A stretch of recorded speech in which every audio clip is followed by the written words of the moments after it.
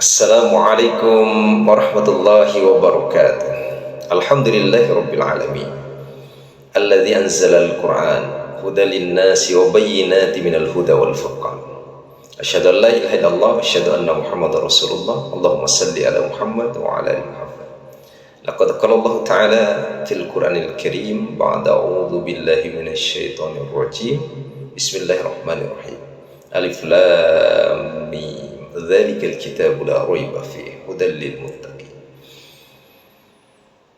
Wa qala wa nunazzilu minal qur'ani ma huwa shifaa'un wa rahmatun lil mu'minin wa la yazidu adh-dhalimina illa khasara. Amma ba'd, wa qala Rasulullah sallallahu alaihi wasallam man ta'allama al-Qur'ana wa 'allama. Saudaraku yang dimuliakan Allah, alhamdulillah, bersyukur kita kepada Allah. Begitu banyak nikmat yang Allah berikan kepada kita. Bersyukur kita kepada Allah. Allah masih memudahkan kita kemudian untuk mau belajar tentang ayat-ayat Allah Subhanahu wa ta'ala, untuk mau kemudian membaca Al-Quran. Salawat dan salam kita sampaikan kepada Rasulullah sallallahu alaihi wasallam, kepada keluarga, sahabat-sahabatnya, dan kepada umat yang berusaha terus menjalankan ajaran beliau bawa hingga zaman. Saudaraku yang dimuliakan Allah, para nabi terdahulu diberikan oleh Allah mukjizat-mukjizat yang luar biasa. Nabi Musa alaihissalam diberikan tongkat yang bisa berubah menjadi ular, yang bisa membelah lautan. Ada tangan yang putih bersinar. Nabi Ibrahim alaihissalam tidak terbakar di lelap api. Nabi Isa alaihissalam kemudian bisa menyembuhkan orang yang sakit, menghidupkan orang yang mati. Ya, begitupun dengan nabi-nabi yang lain. Hanya saja sungguh mukjizat-mukjizat itu akan hilang bersama hilangnya Nabi. Meskipun tongkat Nabi Musa ada hari ini, tidak bisa lagi kita gunakan kemudian untuk membelah lautan dan yang lain. Tetapi Al-Quran adalah mukjizat yang senantiasa akan terus terasa nilainya dunia hingga akhirat nanti. Maka seorang ulama yang bernama Syekh Muhammad Al-Khattan, beliau menyampaikan bahwa a'dhamul mu'jizah fi hadhil a'dha Al-Quran. Mukjizat terbesar untuk umat hari ini adalah Al-Quran. Jadi mukjizat terbesar untuk umat hari ini adalah Al-Quran. Dan sungguh, saudaraku yang dimuliakan Allah Subhanahu wa ta'ala, Al-Quran bisa menjawab seluruh muskilah, persoalan yang menimpa di dalam kehidupan kita. Dan beliau juga sampaikan bahwa setidaknya ada 4 persoalan besar yang menimpa umat hari ini yang solusinya ada di dalam Al-Quran. Apa saja itu? Yang pertama, beliau katakan kepada kita semua, ini menjadi peringatan, catatan, nasihat penting untuk kita. Pertama, beliau katakan, idza sa'arta bittiba'i syahwat faruji hisabaka ma'as shalah. Jika engkau merasakan terkena kungkungan syahwat, maka coba cek dan perhatikan hubunganmu dengan sholat.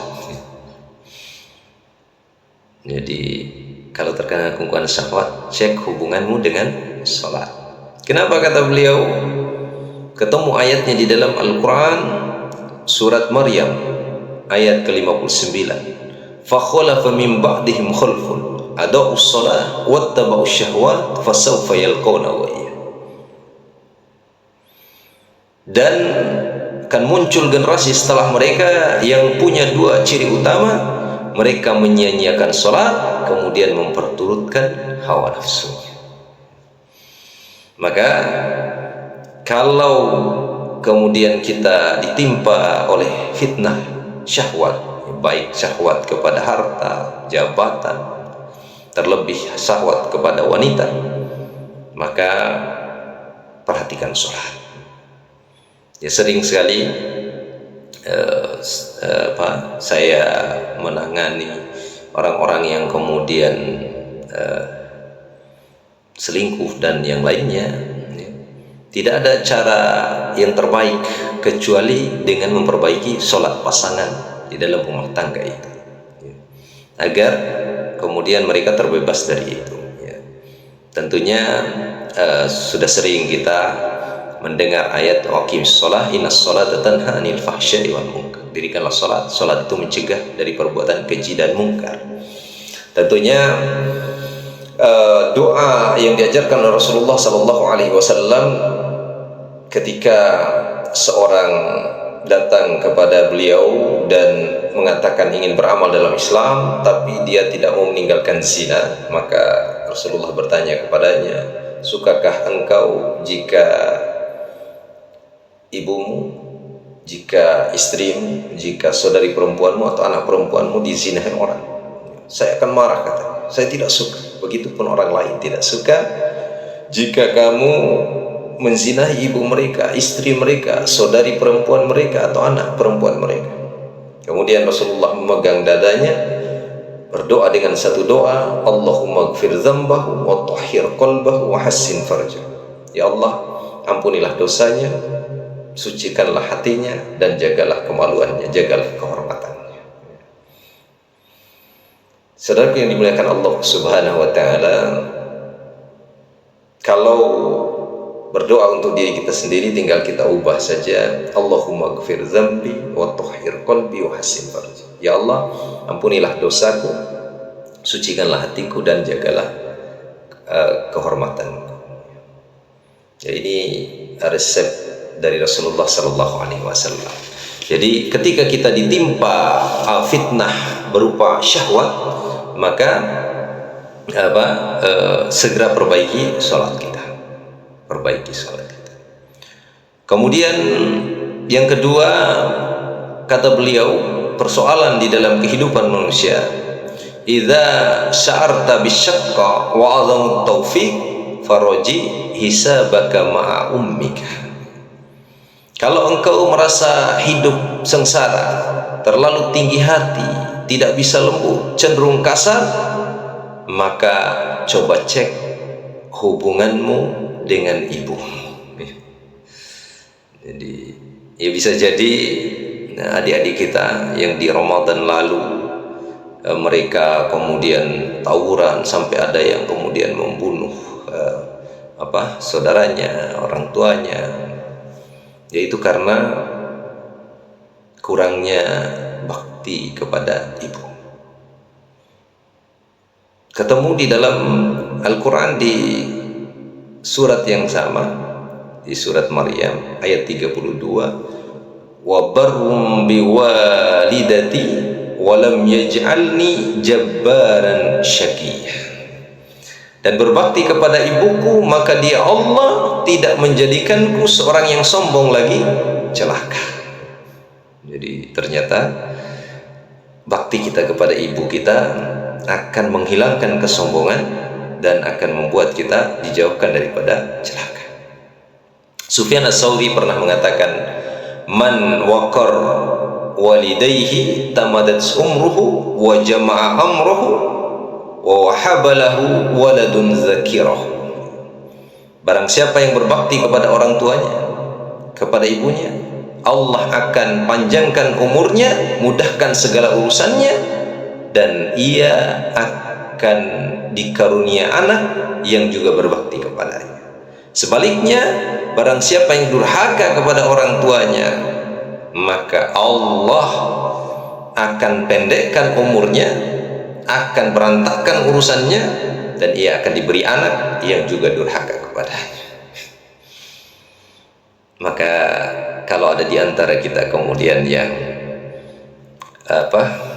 jarang berkomunikasi dengan orang tua, sering-seringlah menelpon mereka meski kita jauh, minta doa kepada mereka, doakan mereka.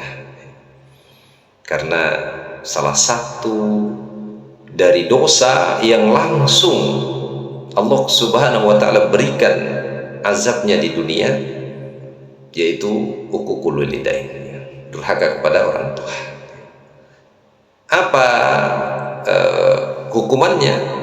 Tidak akan diberikan ketenangan di dalam kehidupan kita. Saudaraku yang dimuliakan Allah. Kemudian yang ketiga, kata Syekh Muhammad, idza sa'arta bidayyikil isya faruji hisabaka ma'al Qur'an. Jika engkau merasakan hidup terasa sempit, gelisah, galau, stres, cobalah cek dan perhatikan hubunganmu dengan Al-Quran. Ayatnya ini sering kita dengar, wa man a'rada an dzikri fa inna lahu ma'isyatan dhanka wa nahsyuruhu yaumal qiyamati a'ma. Siapa yang berpaling dari peringatanku, dari Al-Quran, maka sesungguhnya baginya kehidupan yang sempit di dunia, dan di akhirat dia akan dibangkitkan dalam keadaan buta. Nanti dia akan bertanya, kenapa aku bisa dibangkitkan dalam keadaan seperti ini, dalam keadaan buta, padahal dulu aku bisa melihat. Jadi itu karena berpalingnya manusia daripada Al-Quran. Quran surat Toha ayat 124. Saudaraku yang dimuliakan Allah, sungguh Al-Quran ini yang akan memuliakan kita, memuliakan siapa yang dekat dengannya.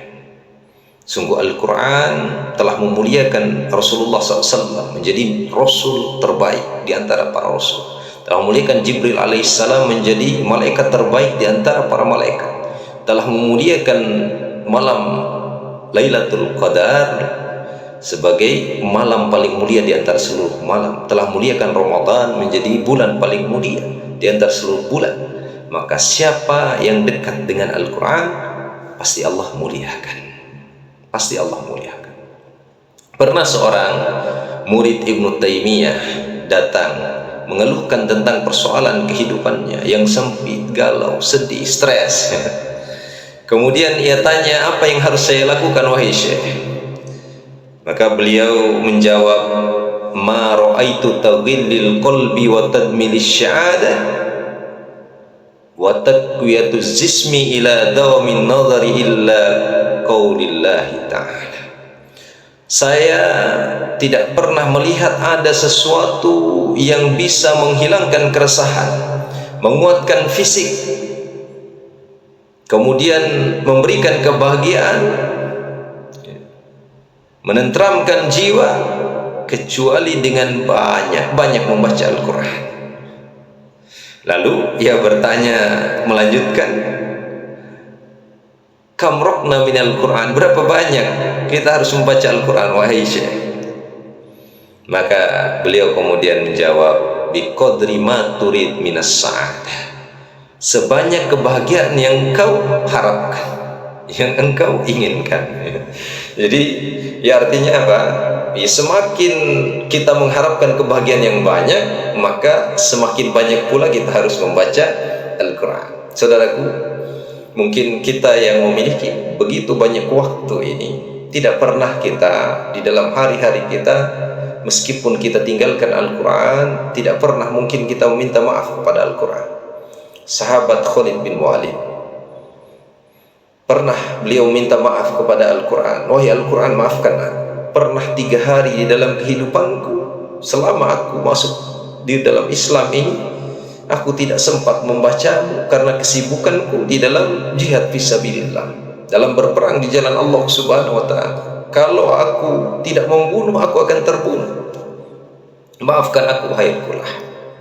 Saudaraku yang dimuliakan Allah, jadi beliau hanya pernah 3 hari ya, di dalam kehidupannya tidak membaca Al-Quran, itu pun karena beratnya peperangan.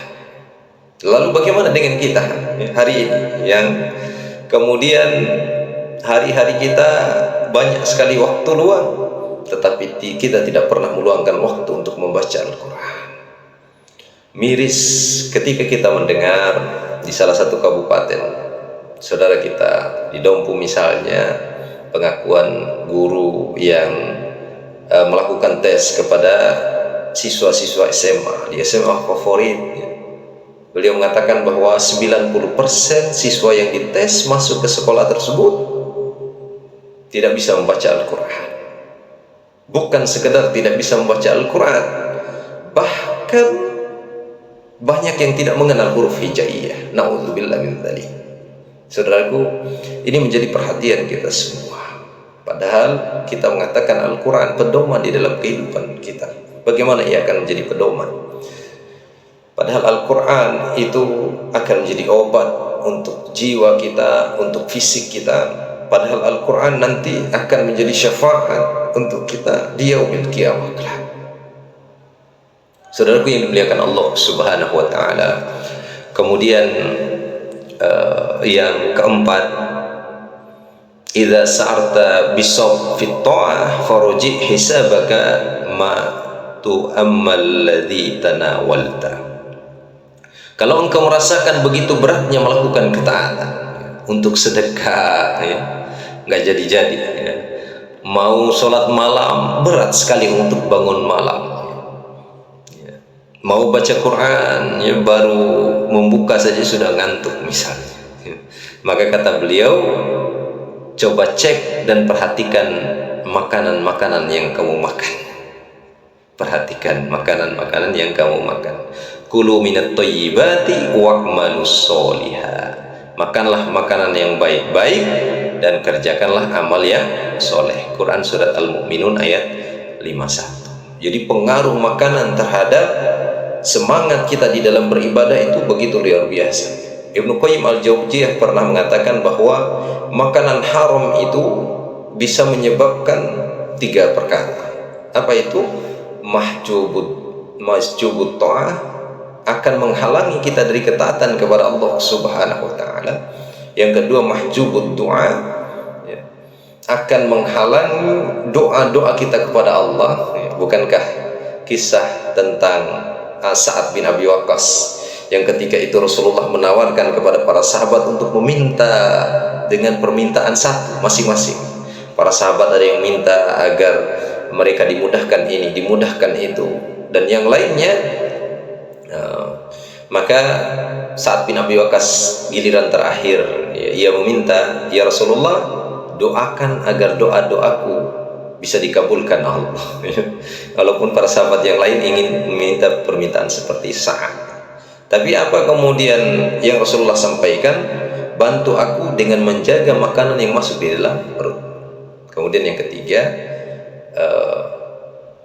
makanan yang haram itu akan menyebabkan seseorang itu berperilaku sesuai dengan apa yang ia makan ya. Maka kita dilarang makan binatang-binatang tertentu seperti babi, anjing dan yang lainnya, agar kita kemudian tidak menyerupai perilaku daripada apa yang dilarang itu. Saudara yang dimuliakan Allah Subhanahu wa taala, maka Al-Quran sekali lagi bisa memberikan solusi di dalam kehidupan kita. Ketika anak kita tidak mau sholat, sulit sekali untuk sholat, ya perhatikan makanan-makanan yang kita berikan kepada mereka, apakah sudah benar-benar halal atau tidak. Kemudian berdoalah kepada Allah dengan doa yang sudah diajarkan oleh Allah di dalam Al-Quran surat Ibrahim ayat 40 ya. Rabbi ja'alni muqimas sholati wa min dzurriyyati rabbana wa taqabbal. Ya Allah, jadikanlah aku dan anak keturunanku menjadikan orang-orang yang senantiasa menegakkan sholat, dan Engkau adalah Maha Penerima doa. Semoga Allah Subhanahu wa taala menjadikan kita orang-orang yang selalu dekat dengan Al-Quran, cinta dengan Al-Quran, sehingga kita akan menemukan jawaban-jawaban dari setiap persoalan-persoalan di dalam kehidupan kita, dan Allah akan mudahkan kita, dan insya Allah di akhirat kita akan diberi syafaat oleh Al-Quran itu di hadapan Allah Subhanahu wa taala. Barakallahu fiikum. Wassalamualaikum warahmatullahi wabarakatuh.